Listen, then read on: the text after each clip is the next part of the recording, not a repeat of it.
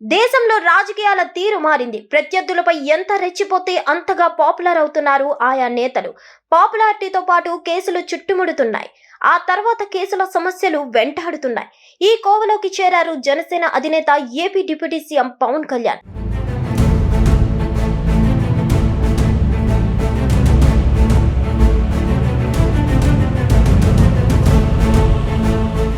సనాతన ధర్మం పేరిట గురువారం తిరుపతిలో వారాహి బహిరంగ సభ నిర్వహించారు డిప్యూటీ సీఎం పవన్ కళ్యాణ్. అసలు సనాతన ధర్మం గురించి చెబుతూ ప్రత్యర్థులకు చురకలు అంటించారు. ఈ క్రమంలో కొందరిని టార్గెట్ చేశారు. తమిళనాడు డిప్యూటీ సీఎం ఉదయనిధి స్టాలిన్ ను ఇందులోని లాగేశారు. గతంలో ఆయన సనాతన ధర్మంపై చేసిన కామెంట్ ప్రస్తావిస్తూ వార్నింగ్ ఇచ్చారు పవన్ కళ్యాణ్. పవన్ చేసిన వ్యాఖ్యలు తమిళ మీడియాలో పెద్ద రచ్చకు దారితీసింది. ఏపీ డిప్యూటీ సీఎం పవన్ వైఖరిని చాలా మంది తప్పుపట్టారు కూడా. మతాలను రెచ్చగొట్టేలా వ్యాఖ్యలు చేసిన పవన్ కళ్యాణ్ పై పోలీసులకు ఫిర్యాదు చేశారు న్యాయవాది.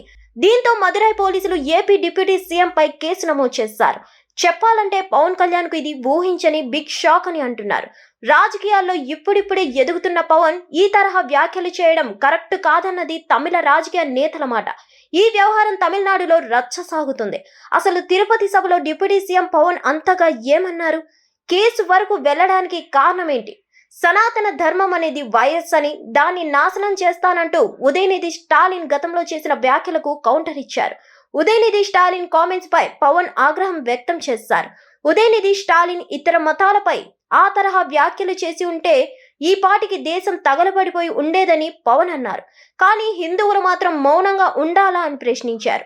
దేవుడు ఆశీస్సులు తీసుకొని చెప్తున్నానని, సనాతన ధర్మాన్ని ఎవరు ఏం చేయలేరన్న సంగతి గుర్తించుకోవాలని పవన్ చెప్పారు. ఉదయనిధి స్టాలిన్ వంటి వారు వస్తారు పోతారు అని, కానీ సనాతన ధర్మం ఎప్పటికీ నిలిచి ఉంటుందన్నారు. దీంతో వెంటనే పవన్ కామెంట్స్ పై స్పందించిన Udhayanidhi Stalin wait and see అంటూ కౌంటర్ ఇచ్చారు. సనాతన ధర్మానికి సంబంధించి ఉదయనిధిపై పవన్ కళ్యాణ్ అనవసర వ్యాఖ్యలు చేశారంటూ వంజీనాథన్ అనే న్యాయవాది మదురై కమిషనర్ కు ఫిర్యాదు చేశారు. తిరుపతి లడ్డు వివాదంలో ఉదయనిధికి ఏమాత్రం సంబంధం లేదని, అయినా పవన్ కళ్యాణ్ విమర్శలు చేశారంటూ మంజీనాథన్ ఫిర్యాదులో పేర్కొన్నారు. దీంతో పోలీసులు పవన్ పై కేసు నమోదు చేశారు. ఇక ఈ వ్యవహారంతో గతంలో పవన్ మాట్లాడిన పాత వీడియోలను ట్రోల్ చేయడం మొదలు పెట్టేసింది అధికార డిఎంకే పార్టీ. పవన్ సపోర్ట్ గా బీజేపీ సోషల్ వింగ్ కౌంటర్ ఇవ్వడం మొదలు పెట్టేసింది. సనాతన ధర్మం మాట కాసేపు పక్కన పెడితే మరో 2 ఏళ్లలో తమిళనాడు అసెంబ్లీకి ఎన్నికలు రానున్నాయి.